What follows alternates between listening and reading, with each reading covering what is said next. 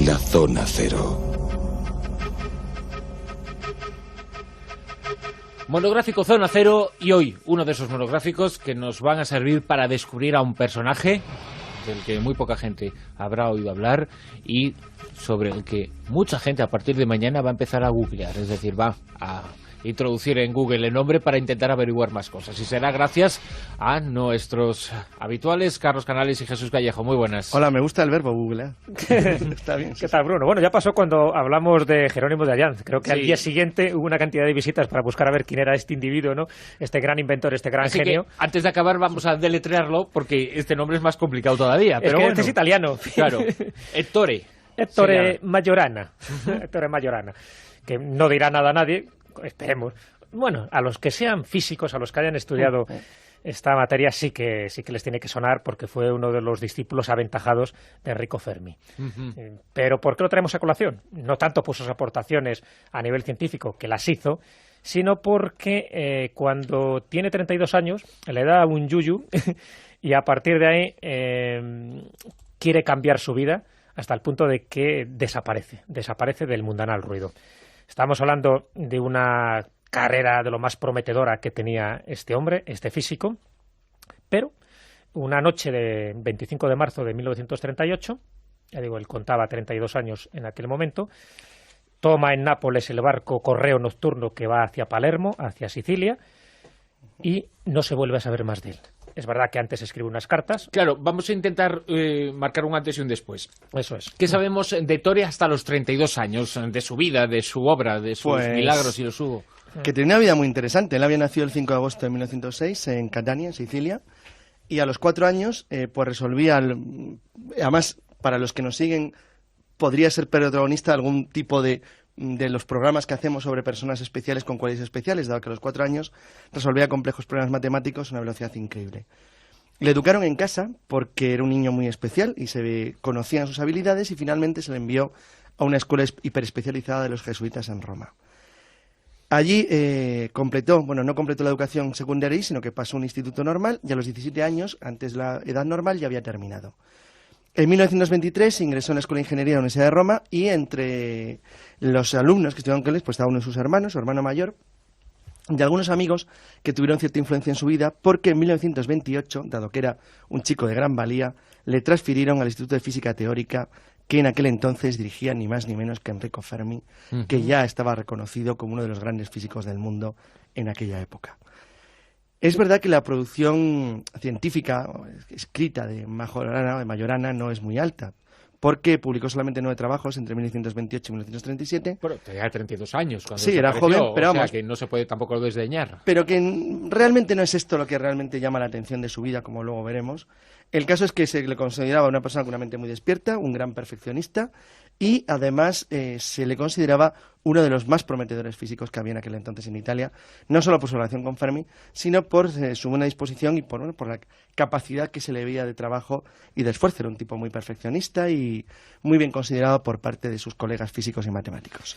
Era uno de los que formó parte de un famoso grupo de físicos que eran los Ragazzi de Vía Panisperna. Cada uno allí tenía su mote, y por supuesto pues el Papa, que era el mote que recibía Enrico Fermi, pues era el que le acreditaba como el jefe. Y sin embargo, Majorana también tenía su método, o su mote, perdón, su apodo, ¿y sabes cuál era?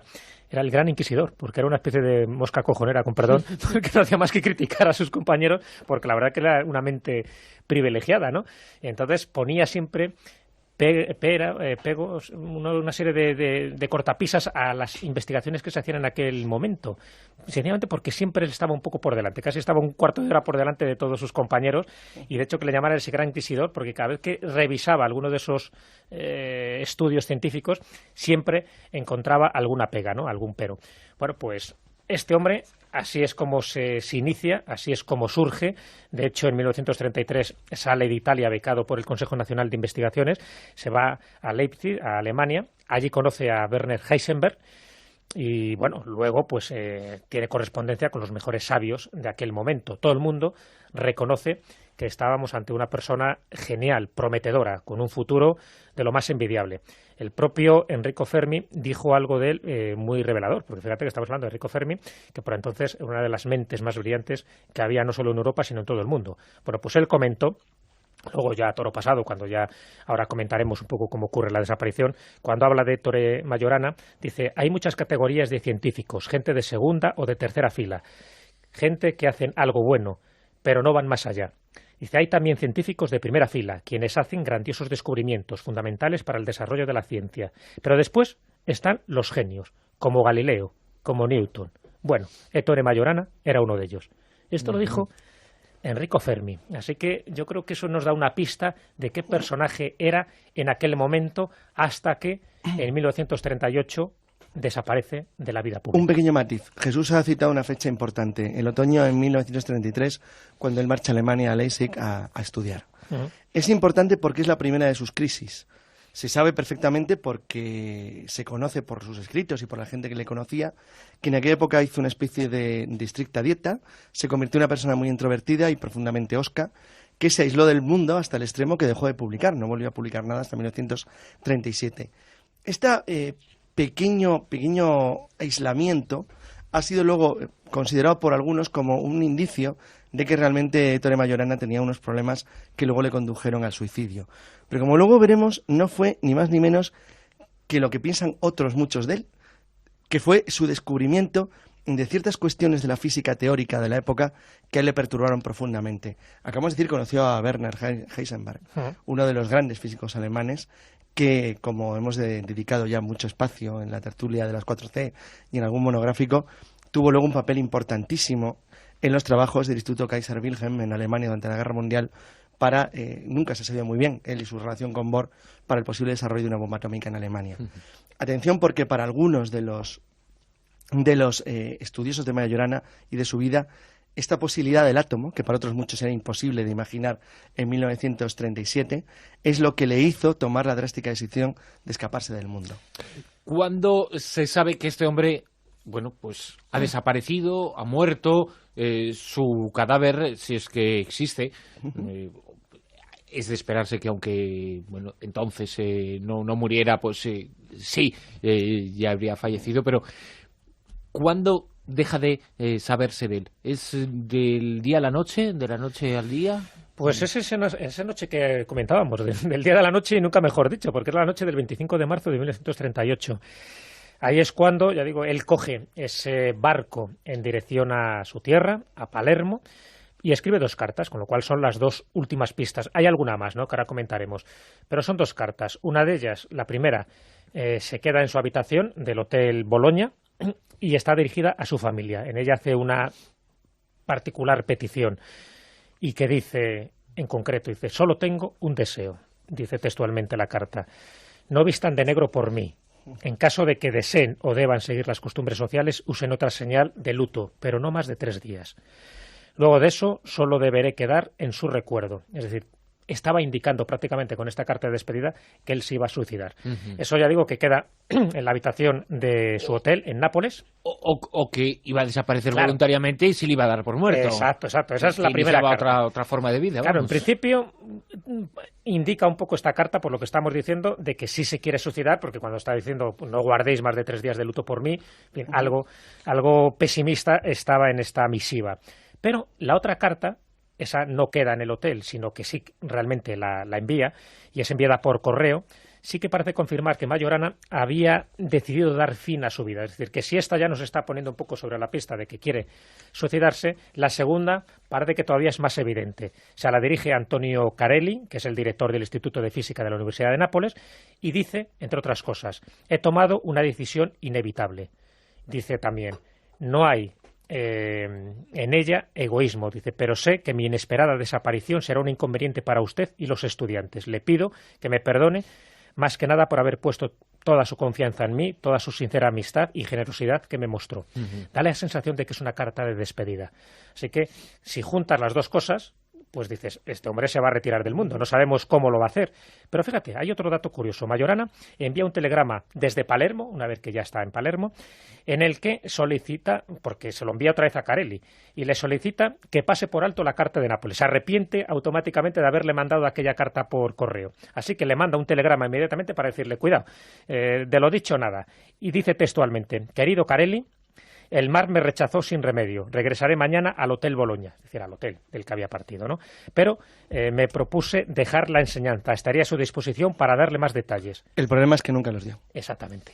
Con lo cual, aquí nos está diciendo que o se intentó suicidar, ahogándose, por ejemplo, y no lo consiguió, de ahí que diga que el mar le rechaza, o ha cambiado de opinión, es decir, esas tendencias suicidas en un principio que parecía que tenía, no las tiene, y se pierde su rastro, o casi se pierde su rastro porque algo sabemos. A partir de aquí, Bruno, se barajan tres posibilidades. La primera, que realmente se suicidó, es decir, que a lo mejor en este momento lo intentara, no lo consiguió, pero luego lo volvió a intentar y desapareció definitivamente. La otra es que se metiera un monje en un convento de clausura. Ahora vemos que hay pistas de todas, ¿eh? Y la otra, que se fuera a Argentina. Y a partir de ahí es donde sí que encontramos alguna que otra pista. Es decir, pero siempre con el anonimato. Es decir, todo lo que se sabe de él es de forma indirecta y siempre en función de la descripción física que se tenía de él en aquella época. Y ahora valoramos, si quieres, esas dos otras pistas, descartando que se suicidara, claro. Exacto. Claro. Independientemente de esa, tenemos las dos teorías. La del monasterio. Vamos a empezar por el monasterio. Pues la familia, obviamente muy alarmada por la desaparición, que es lo lógico, empezó a publicar una serie de anuncios y avisos notificando la desaparición a ver si alguien podía dar una pista. Esto había sido en marzo, el 26 de marzo es cuando había desaparecido, y la primera carta de respuesta se recibe por parte de la familia en julio. Era ni más ni menos que el abad del monasterio de Jesús-Novo en Nápoles, que les decía que un joven muy parecido al de la fotografía se había presentado a principios de abril pidiendo que le aceptaran en el monasterio. El abad le dijo que no, que era imposible hacerlo así, y bueno, le rechazó. El joven no insistió mucho y se fue. Pero poco después aparece otra nota, exactamente igual, del monasterio de San Pasquale de Portici, donde también alguien muy parecido a Majorana había intentado entrar como monje, y donde también fue rechazado. La cuestión que queda ahí es que sobre todo la propuso un escritor italiano que se llama Leonardo Sciaccia, que en los años 70, escribió 40 años después de su desaparición, la posibilidad de que Majorana hubiera elegido la vía religiosa como escape del mundo. Es decir, que si bien le rechazaron estos dos monasterios, que hubiera de alguna manera podido ingresar a alguno donde hubiera llevado una vida de recogimiento pues dedicado a la contemplación o a las plegarias. Además, Leonardo Sciascia, en esta novela de 1975, que se llama así El caso Majorana, da una posible explicación a por qué pudo haber hecho eso. O sea, él defiende la posibilidad de que él se retirara del mundanal ruido metiéndose monje, pero ¿por qué? Es decir, tendría que haber una causa, no se puede volver loco de la noche a la mañana. Y según Sciascia, la explicación, que no deja de ser una teoría muy sui generis por parte suya, es porque él sigue las pistas. Desde luego es una novela muy basada en los datos que él tenía hasta que en aquel momento que se publica, que es en 1975. Bueno, pues según él, como era un especialista en el átomo, de hecho, se cuenta una anécdota de Ettore Majorana muy significativa que da también un poco pista sobre su personalidad y sobre la humildad de la personalidad que él tenía, a pesar de que fuera llamado el Gran Inquisidor y que en algunos casos pues hiciera la vida imposible a algunos de sus condiscípulos, pero porque no tenían la capacidad o la valía intelectual que él atesoraba. Bueno, pues una de las anécdotas que se cuenta, para que nos demos cuenta un poco de la teoría que luego esboza Leonardo Sciascia, es que en el año 1932, por aquella época, se estaba valorando mucho de qué se componía el átomo. O sea, todavía no estaba muy claro lo que ahora sabemos, ¿no? Que tiene un núcleo compuesto por protones y neutrones y luego alrededor pues unos electrones, ¿no? Otra cosa distinta es que ahora ya sabemos que también los protones pues tienen a su vez otras partículas más pequeñas. Pero bueno, en aquella época lo que es el modelo Rutherford del átomo, que es el que luego se estandariza, sería eso: un núcleo por una parte que habla de protones y neutrones y por otra parte de los electrones que tienen la carga negativa y que de alguna forma pues estabiliza lo que es el átomo. Bueno, pues en aquella época sí que se estaban dando a conocer un poco los trabajos de Curie y Joliot sobre la estructura del átomo y sobre todo del núcleo, y hablaban pues de que habían descubierto un protón neutro. Bueno, pues en aquel caso, en aquella época, Ettore Majorana establece lo que luego se dio en llamar el modelo del núcleo formado por los protones y los neutrones, que luego se comprobó que era el correcto. Bueno, pues Enrico Fermi, su maestro, le dice que lo publique, porque le parecía que era una innovación tremenda dentro del campo de la física de las partículas. De hecho, en ese mismo año, el modelo que luego se establece es el de Heisenberg, pero nunca aparece el de Ettore Majorana.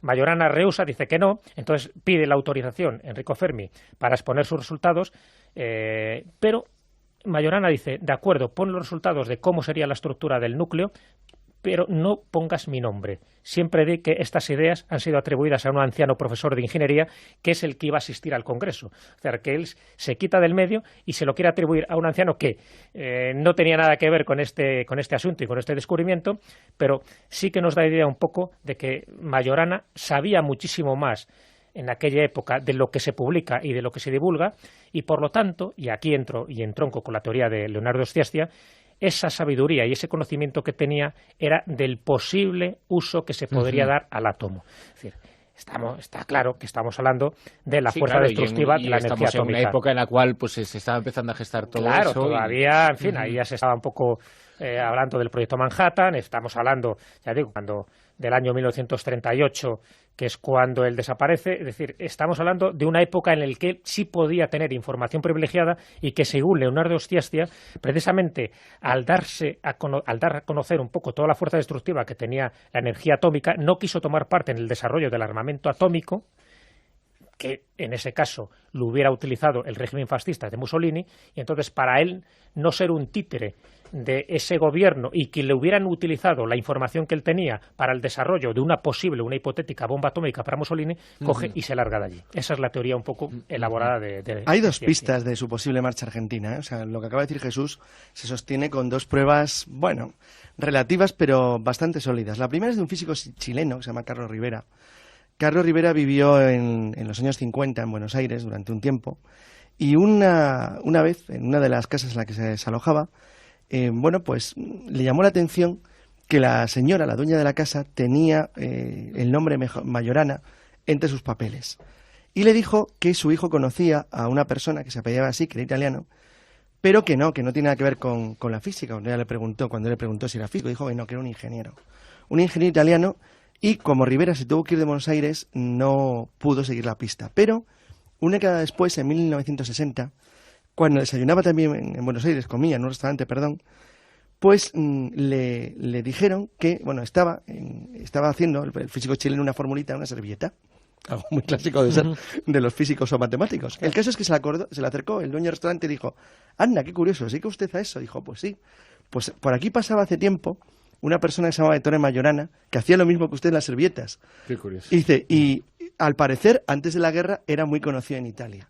Entonces el físico italiano chileno se quedó con la idea de que de nuevo tenía una pista sobre el paradero desconocido de Ettore Majorana. Paradero desconocido que, bueno, un misterio que todavía pervive hasta hoy, pero hemos descubierto a un personaje verdaderamente fascinante. Ettore Majorana ha sido el protagonista en nuestros monográficos de hoy, e insistimos, a partir de mañana, uno de los nombres propios más buscados en Google, seguro. ¿Sabía o no sabía lo de la bomba atómica? Bueno, y si alguien descubre dónde está su tumba, porque se supone que a estas alturas ya estará muerto, pues desde luego se va a apuntar un tanto.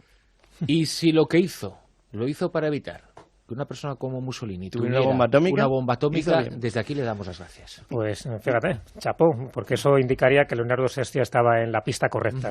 Es de las pocas hipótesis que se han planteado, pero como diría un italiano, ya que estamos hablando de italiano, si no en vero ben trovato, si no por acierto debería serlo.